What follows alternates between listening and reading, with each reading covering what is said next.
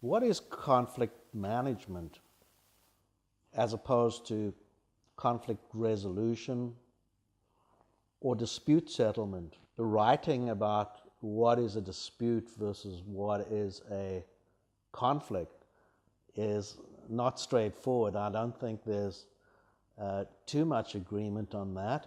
So I've kind of defined it for myself anyway. I see a conflict as two countries, for example, who have a conflict, border conflict or whatever the case may be, but there's no war. The war is the dispute. So you could settle a dispute by having a war come to an end, having a treaty, but if the underlying cause, the conflict itself, is not dealt with, you're going to have another war. So dispute settlement is something of a band-aid. You settle a dispute, you still have the conflict, so you haven't really gone off and seen a doctor to get it diagnosed and fixed. And what is conflict management? Conflict management includes dispute settlement. You have to settle disputes. Sometimes you don't have time to do more, or you certainly have to start with that. It includes resolving conflict. But it goes further.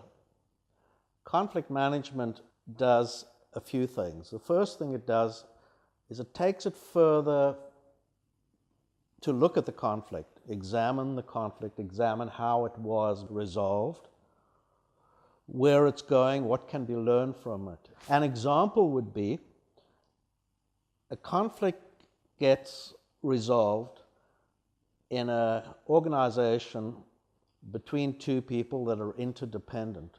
There has to be creativity to resolve conflicts. Disputants get creative. So two people that are in conflict find a way to work together so that the business can be as productive as possible in that particular interdependent capsule. However, the example continues to where there may be many of those functions between interdependent people. So those functions could get better by learning what the innovative idea was and taking it throughout the organization. That is part of conflict management. The other part of conflict management is the understanding and the systemization of all avenues, especially those that are successful and proven to be successful.